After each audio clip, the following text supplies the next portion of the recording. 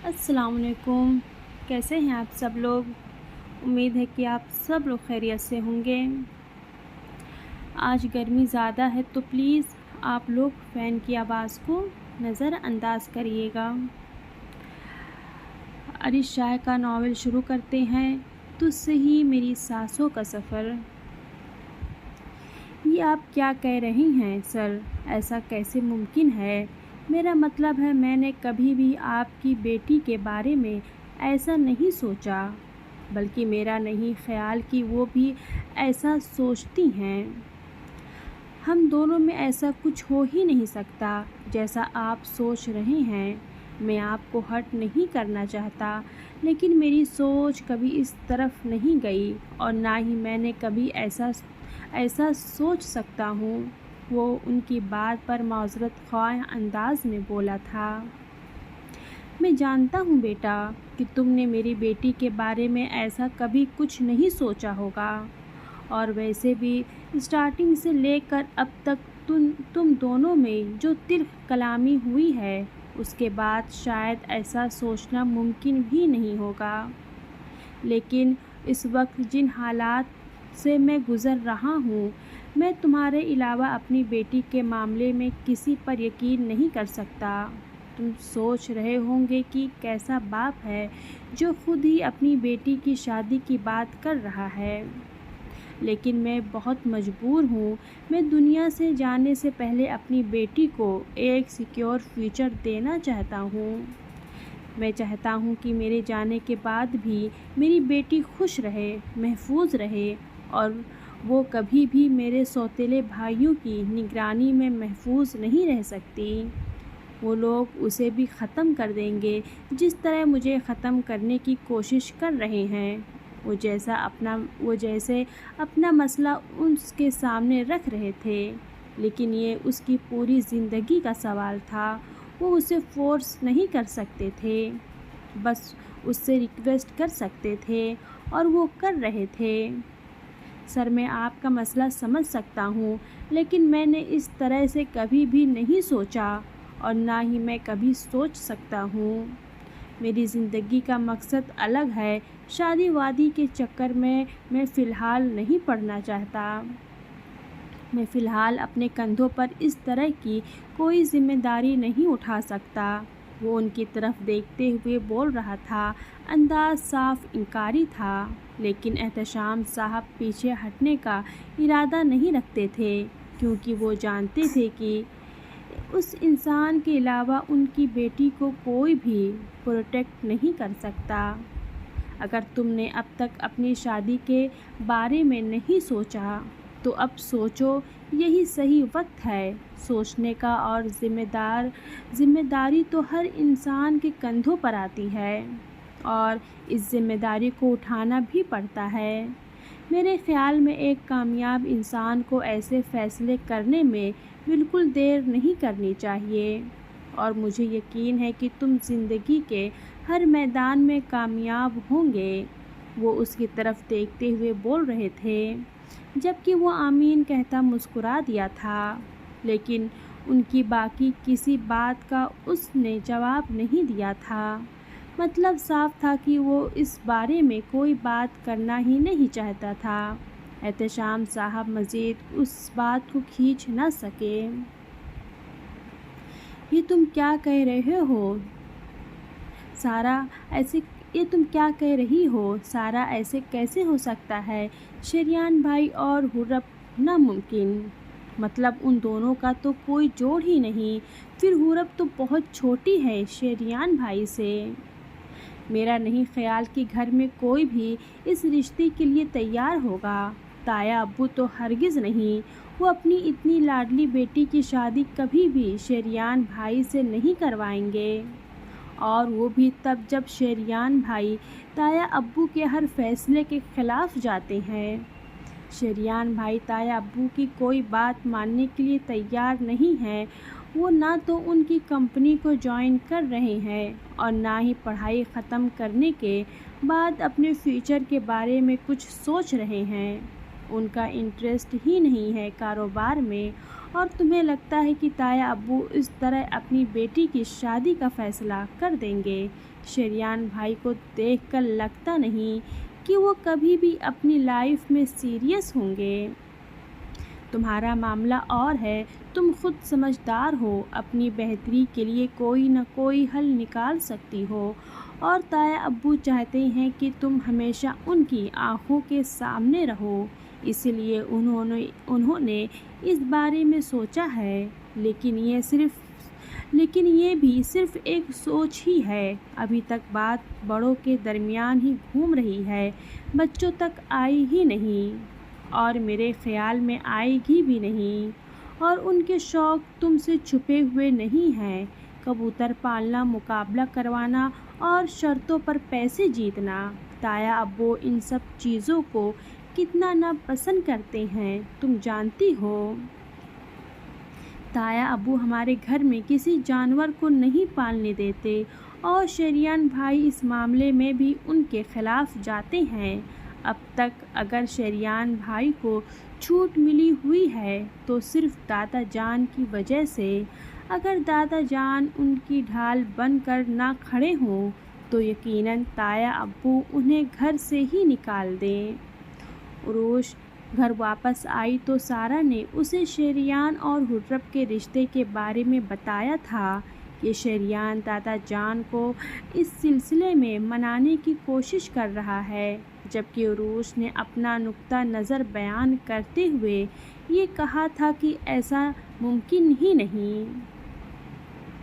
اس سب کا کیا ہوگا یہ تو وقت ہی بتائے گا، لیکن جو چیز مجھے عجیب لگ رہی ہے وہ یہ ہے عروش کی شریان نے یہ ساری باتیں حرب کو بتا دی ہے، اور تو اور اس نے حرب سے کہا ہے کہ کچھ دن میں ان کی منگنی ہو جائے گی، 2 سال کے بعد نکاح، اور ممکن ہے کہ 5 سال میں ان کی شادی بھی ہو جائے۔ وہ اس کے چھوٹے سے دماغ میں پتہ نہیں کون کون سی باتیں ڈال رہا ہے۔ سارا نے اسے اپنا مسئلہ بتایا تھا، جبکہ وہ بھی صرف سن ہی سکتی تھی، اس معاملے میں وہ کچھ کر نہیں سکتی تھی۔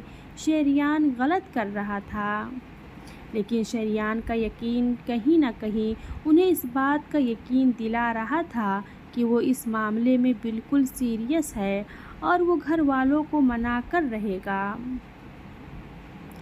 اوے کوئی آئیڈیا دے نا، میں حرب کی سالگرہ پر ایسا کیا اسپیشل کروں جو میرے گفٹ کے علاوہ اسے اور کوئی گفٹ پسند نہ آئے؟ وہ اسد کے پاس بیٹھتے ہوئے پوچھنے لگا۔ ویسے اس کا بیسٹ فرینڈ تیمور تھا، لیکن تیمور حرب کا سگا بھائی تھا، اسی لیے وہ حرب کے بارے میں کچھ بھی پوچھتے ہوئے اسد یا پھر حارث کی مدد لیتا تھا۔ یار تو اس کے لیے پہلے ہی بہت اسپیشل کر چکا ہے۔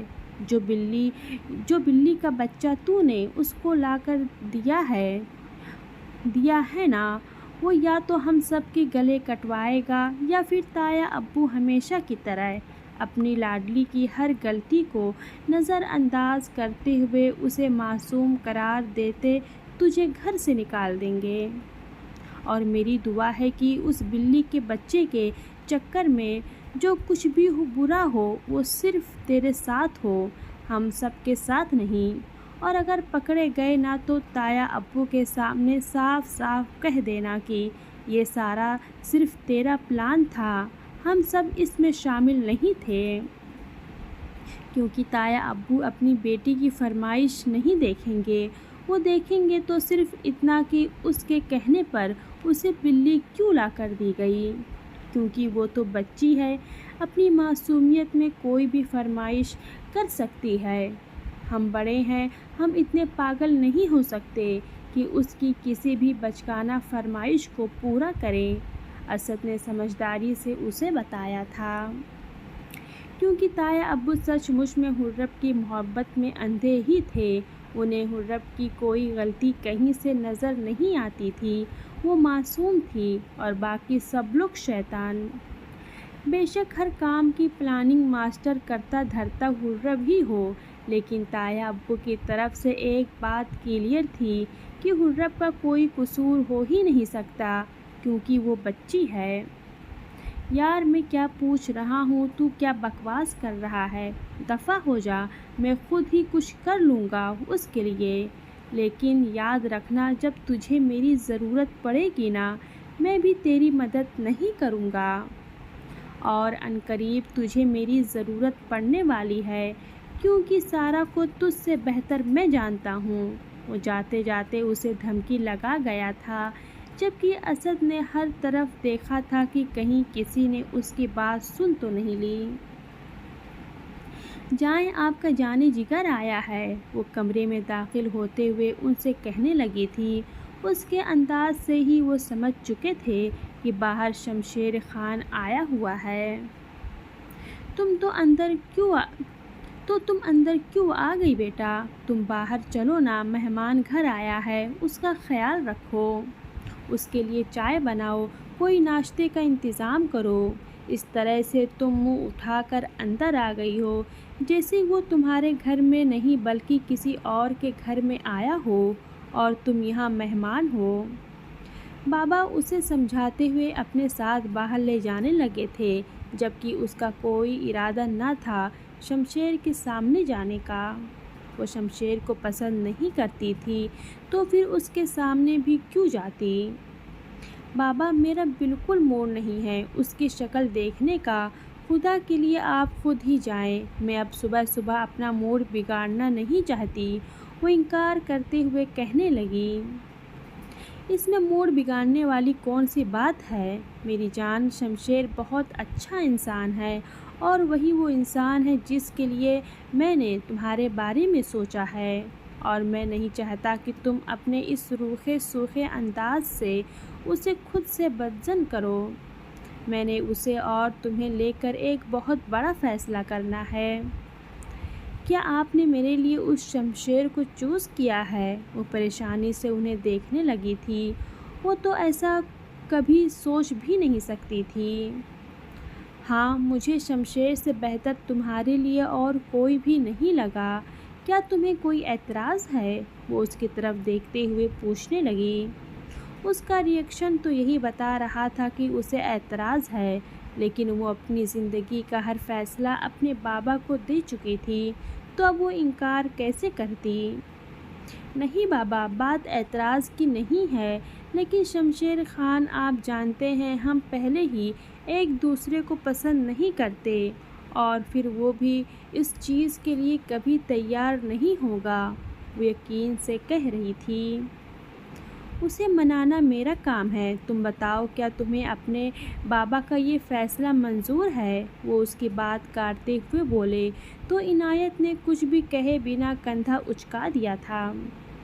میں نے پہلے ہی اپنی زندگی کا یہ فیصلہ آپ کے ہاتھوں میں دیا ہے، آپ جس کے ساتھ چاہیں مجھے باندھ دیں، مجھے اعتراض نہیں۔ وہ بات ختم کرتے ہوئے ان کے ساتھ باہر آنے کے لیے تیار ہو چکی تھی، جبکہ بابا نے مسکراتے ہوئے اسے اپنے ساتھ لگایا اور باہر آ گئے۔ آپ لوگ اپنا خیال رکھیے گا، آرام سے جائیے گا اور آرام سے واپس آئیے گا۔ بابا ہم سارے بچوں کو آپ کے ساتھ بھیج رہے ہیں، آپ کی ذمہ داری پر۔ ان بچوں کے ساتھ بچہ مت بن جائیے گا۔ تایا ابو نے بڑی سختی سے اپنے ابا جان کی طرف دیکھتے ہوئے کہا، تو انہوں نے گھور کر ان کی طرف دیکھا جیسے وہ ان کی نہیں بلکہ دادا جان ان کی اولاد ہو۔ ہمیں زیادہ سکھانے کی ضرورت نہیں ہے، ہم کوئی چھوٹے بچے نہیں ہیں جو ان بچوں کے ساتھ جا کر کہیں گم ہو جائیں گے، دادا جان نے کہنا چاہا تھا، لیکن اپنا غصہ اپنے دل میں ہی دبا کر رکھ گئے، کیونکہ ان کا بیٹا غصے کا کافی تیز تھا۔ حالانکہ انہیں کچھ بھی نہیں کہتا تھا، لیکن وہ خود اسے چھیڑتے بھی نہیں تھے۔ ہاں، آپ لوگ کو فکر کرنے کی ضرورت نہیں ہے، ہم خود سارے بچوں کو لے کر جا رہے ہیں، تو خیال رکھیں گے، کسی کو کوئی مسئلہ نہیں ہوگا۔ پورب میرا بچہ، دادا جان کے ساتھ رہنا، تمہیں کہیں بھی آگے پیچھے جانے کی ضرورت نہیں ہے، باقی سب لوگ تو ہیں ہی بگڑے ہوئے، لیکن میرا بچہ سب سے زیادہ سیانہ ہے، چاچو نے اسے سینے سے لگاتے ہوئے کہا تھا، جس پر اس نے فرما برداری سے ہاں میں سر ہلایا۔ ابو ہم کہاں سے بگڑے ہوئے ہیں؟ عروش نے اپنی غلطی تلاش کرنے کی کوشش کی تھی لیکن نہ ملنے پر پوچھ بیٹھی۔ بچپن سے بگڑی ہوئی ہو، کوئی بات نہیں مانتی ہو، کیا تک بنتی ہے پڑھائی کے چکر میں گھر سے اتنا دور رہنے کی؟ ابا نے وہی مسئلہ بیان کیا جو انہیں عروج سے تھا، جس پر وہ انہیں ان کے حال پر چھوڑتی گاڑی میں سوار ہونے لگی، جبکہ سارا نے بہت احتیاط سے اس کی بلی والی ٹوکری کو اپنے سامان میں چھپا کر گاڑی میں حفاظت سے رکھا تھا۔ بس دعا یہ تھی کہ اس کی بلی کی میاؤں نہ نکل جائے، کیونکہ ایسا کچھ بھی ہونے پر انجام وہ سب لوگ جانتے تھے۔ خرم تو دعا مانگ رہی تھی کہ کس طرح اس کی بلی گاڑی تک پہنچ جائے۔ ویسے تو اس نے اپنی بلی کو بہت سمجھایا تھا کہ جب تک گاڑی اسٹارٹ نہ ہو جائے تم نے بالکل آواز نہیں کرنی، لیکن وہ حیوان مال اس کو کیا پتہ تھا کہ کیا کرنا ہے اور کیا نہیں۔ بس اسی لیے گاڑی میں سوار ہوتے ہوئے اس کی سچ مچ میں میاؤں نکل گئی تھی۔ سب لوگ نے گاڑی کی طرف دیکھا تھا، جبکہ دادا جان نے شریان کی طرف، کیونکہ اس مسئلے کا حل تو وہی نکال سکتا تھا، ورنہ خرم کی بلی پکڑی جاتی اور سب سے زیادہ شامت بھی تو اسی کی ہی آنی تھی، کیونکہ بلی کو گھر میں لانے کا کارنامہ تو اسی نے سر انجام دیا تھا۔ جبکہ شریان یہ سوچ رہا تھا کہ اب وہ کیا بتائے کہ بلی کہاں سے آئی ہے۔ خرم کی تو ہونٹ باہر نکل آئے تھے، یعنی کہ ڈانٹ پڑنے والی تھی۔ وہ سب لوگ پھنس چکے تھے۔ حارث جو ڈرائیونگ سیٹ سنبھال کر بیٹھا تھا، وہیں سیٹ کے پیچھے کی طرف کرتا تایا ابو کی نظروں سے بچنے کی کوشش کرنے لگا تھا۔ سارا کی سانسیں الگ خشک ہونے لگی تھی، جبکہ عالیہ تو وہاں سے غائب ہونے کی تیاریوں میں تھی، اور عروج نے نگاہیں پھیر لی جیسے بلی کی آواز سنی ہی نہ ہو۔ یہ کیا حرکت کی ہے تم نے مزمل؟ کیوں اس طرح کی آوازیں نکال کر تم خرم کو ڈرا رہے ہو؟ اسد نے اچانک مزمل کی طرف دیکھتے ہوئے کہا۔ تو اپنا چشمہ ٹھیک کرتا حیرانگی سے اسے دیکھنے لگا تھا۔ مزمل بھیا، اب میں آپ کے بابا سے شکایت کروں گی۔ خرم جو اس کے بالکل پاس کھڑی تھی، وہ بھی اس کی طرف دیکھتے ہوئے بولی۔ مزمل تو پریشان ہو گیا تھا، کیونکہ بلی کے قصے کے بارے میں وہ کچھ بھی نہیں جانتا تھا، اور جو لوگ جانتے تھے وہ اس قصے کو ختم کرنا چاہتے تھے۔ تایا ابو نے غصے سے مزمل کی طرف دیکھا تھا، جو سب سے کمزور ہونے کی وجہ سے سب سے شریف بھی تھا۔ اس سے ایسی امید نہیں کی جا سکتی تھی، لیکن خرم کے ساتھ شرارتیں کرنے سے وہ بھی پیچھے نہیں ہٹتا تھا، کیونکہ اسے خود سے کمزور صرف خرم ہی لگتی تھی۔ مزمل، مجھے لگتا ہے کہ تم سب سے زیادہ سمجھدار ہو، لیکن تم بڑوں کے بیچ میں کھڑے ہو کر ایسی حرکتیں کر رہے ہو۔ چاچا جان نے اس کی طرف دیکھتے ہوئے ڈانٹا تھا، جبکہ وہ کچھ بول ہی نہیں پا رہا تھا۔ یہی تو اس کا مسئلہ تھا، وہ کھڑے کھڑے کنفیوز ہو جاتا تھا، اپنی صفائی میں کچھ بول ہی نہیں پاتا تھا۔ ارے چھوڑے نا چاچو، مزمل بس خرم کے ساتھ شرارت کر رہا تھا، اور خرم بھی کب سے اس کے ساتھ پنگے بازیاں کر رہی تھی۔ میں نے خود دیکھا ہے، ابھی یہ میسری بن کے کھڑی ہو گئی ہے۔ تیمور نے بیچ میں بولنا چاہا تھا۔ اچھا ٹھیک ہے، اب باتیں ختم کرو اور جلدی سے گاڑیوں پر سوار ہو، پہنچتے پہنچتے اندھیرا ہو جائے گا تم لوگوں کو، اور یہاں پر اتنا وقت برباد کر رہے ہو۔ تایا ابو اپنی خرم کو ڈانٹ دیں ایسا تو ممکن ہی نہیں تھا، اسی لیے جب بات اس کی طرف آئی تو انہوں نے مسئلہ ہی ختم کر دیا۔ خرم، میں نے سچ میں تمہیں ڈرانے کے لیے بلی کی آواز نہیں نکالی تھی، تم خود ہی کب سے میرے ہاتھ پہ چمٹیاں کاٹ رہی تھی۔ وہ اسے اپنا ہاتھ دکھا رہا تھا، جہاں چھوٹے چھوٹے سرخ نشان بن چکے تھے۔ میرے پیارے مزمل بھیا، مجھے پتہ ہے آپ نے کچھ نہیں کیا، وہ اس کا بازو پکڑتے اسے گاڑی میں بیٹھاتے ہوئے بولی۔ تو تم نے جھوٹ کیوں بولا؟ وہ اس کی طرف دیکھتا پریشانی سے گویا ہوا۔ تاکہ میری کیٹی پکڑی نہ جائے۔ اس نے گاڑی کی پچھلی سیٹ پر رکھی ٹوکری کی طرف اشارہ کیا تھا جس میں ایک چھوٹا سا بلی کا بچہ موجود تھا۔ اس نے گھور کر اسے دیکھا، مطلب بلی سچ میں تھی اور یہ سب لوگ اسی کو برا ثابت کر چکے تھے۔ اس کا حساب میں جاتے ہوئے تم سے لیتا ہوں۔ وہ دھمکانے والے انداز میں گاڑی میں بیٹھا تھا، جبکہ حرہ بنا ڈرے فوراً ہی اپنی بلی کے ساتھ والی سیٹ پر بیٹھ گئی تھی اور ٹوکری کو اٹھا کر اپنی گود میں رکھ لیا تھا۔ اللہ حافظ۔